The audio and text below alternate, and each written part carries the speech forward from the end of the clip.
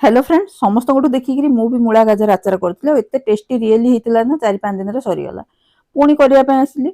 भाविली चलते आपण सहित सेयार करें आपण मैंने भी बनातु बहुत टेस्टी लगे भात सांगे परोटा सांगे जो भी खातु बहुत टेस्टी प्रकृत में भल लगुच मु 2टा गाजर नहीं जाइए गोटे बड़ मूला नहीं जाइए लंका 15-20टा आदा गोटे पीस सब जाक चोपा छड़ेकिना सेम साइज रे लंबा लंबा काटी देछि माने आपन को पसंद आपण आउ टिके लंबा रखिले भी हबो कि मु एई साइज रे ही काटी निज पसंद हिसाब रे मूला गाजर अलग रखी लंका और अदा अलग लंका अदारू तो पानी एत बाहर कि मूला गाजर बहुत पानी बाहर सब जगह काटिक ऊपर लुण गोटे गोटे चामच गोले घंटे खंडे रखीदी मानते से पानी बाहरी बोल रखीदी आपण इच्छा आपण या आउ थे आचार कर पकई अँला आ कंचा हलदी भी देती सेटा भी भल टेस्ट लगुच या पर से बनई परदिन आ मो मसला ना 2 बड़ चामच नहीं पान मधुरी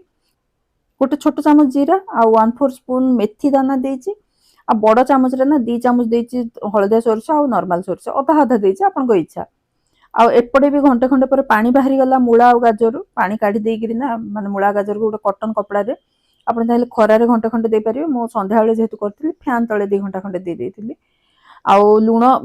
दिया हिची जेहेतु अदारू आ लंकारु अल्प ही पानी बाहरला बेसी नुह आ मसला गुंड भी ना खदड़ ही गुंड करिए चिकन नुह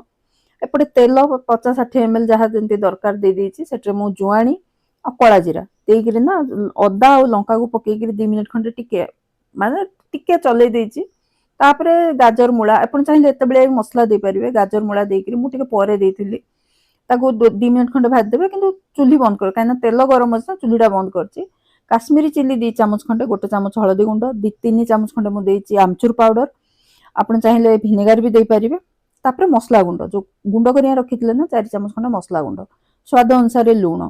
एते टेस्टी लागुचे ना आपण 5-10 मिनिट पर भी खातु ना बहुत टेस्टी इंस्टेंट बने आचार बहुत बढ़िया लागुचे आपण गोटे बोतल रे स्टोर करिया रखंतु माने ऑप्शनल चाहिए टिके तेल गरम करिक ना ठंडा हला पर ता ऊपर पकई दियंतु काना आचार टिके तेल न हले भी ना खराब हे जिवो सेइत में ऊपर मु टिके तेल दे देकरी ताको रखि देछि आपण थरे ट्राई करंतु ना।